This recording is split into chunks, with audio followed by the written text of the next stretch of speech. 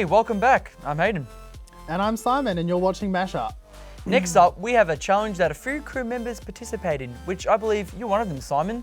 Can you give us a bit of rundown on what happened? Unfortunately, I was.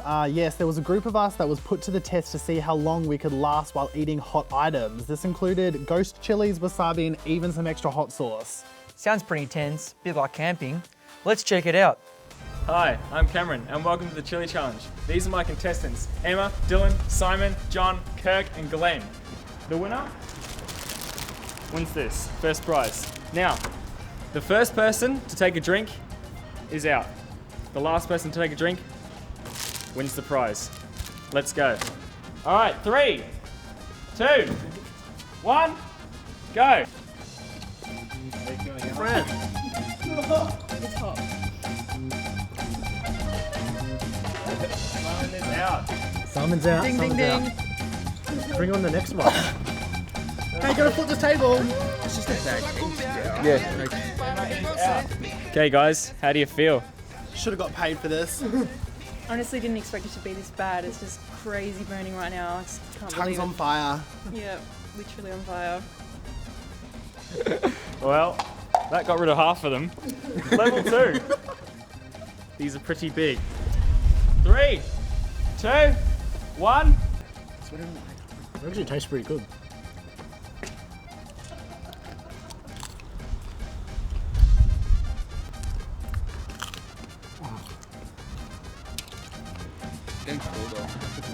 Man up. Man up. It's all good. Yes. Yes. That's for everyone.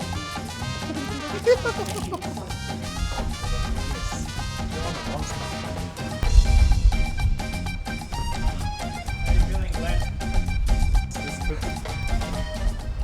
I'm out. Glenn's out. Level 4. Oh my god. Esto es la cumbia caliente para que goce mi gente. Esto es la cumbia caliente para que goce mi gente. Serious? That's the hottest you got? We're going level 5. Wasabi. And I'm going to give you a generous amount. If they can get through this round, they win the cookie. But I want to see them burn. So I'm going to make sure that they experience hot.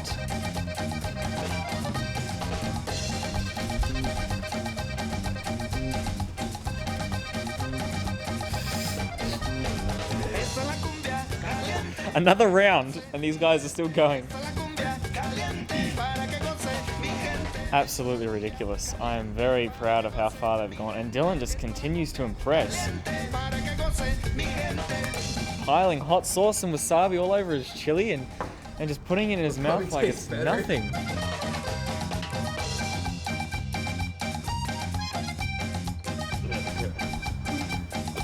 Oh, John's out! Congratulations on winning the chili challenge. Here's your prize.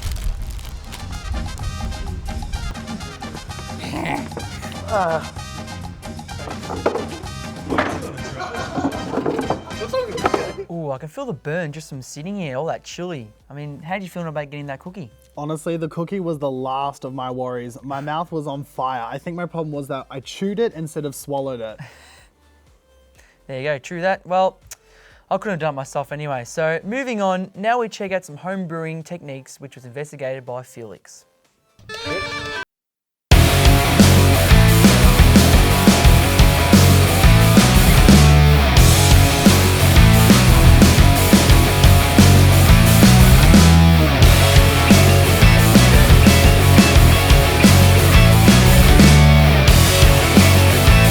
Can of malt, so that's just a plain old malt designed for a stout.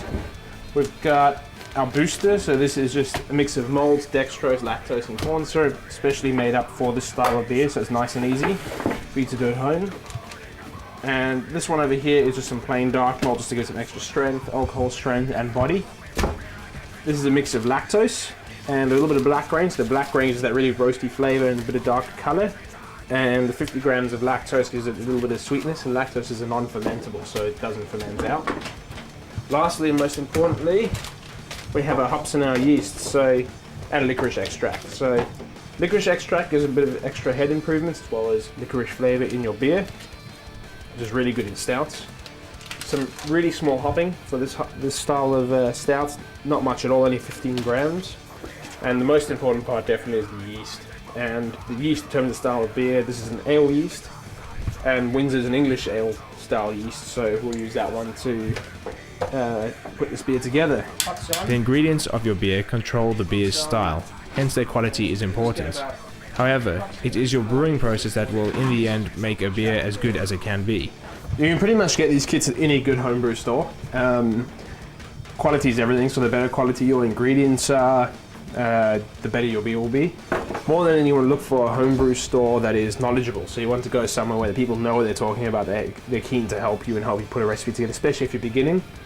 And when you're starting out, simple is better. So don't go to somewhere where they're going to force products on you. You want them to give you the simplest thing to start off with, and you can build up from there. Yeah. First, we dissolve the malts.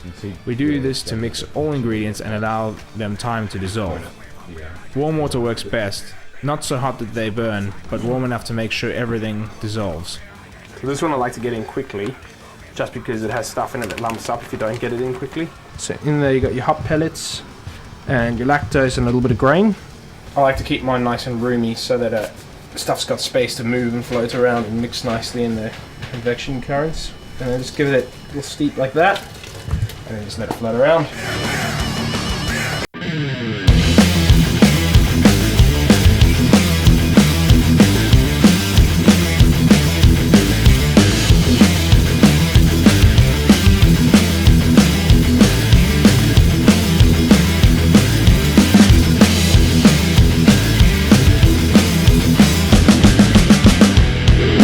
Wouldn't mind a drink after watching that.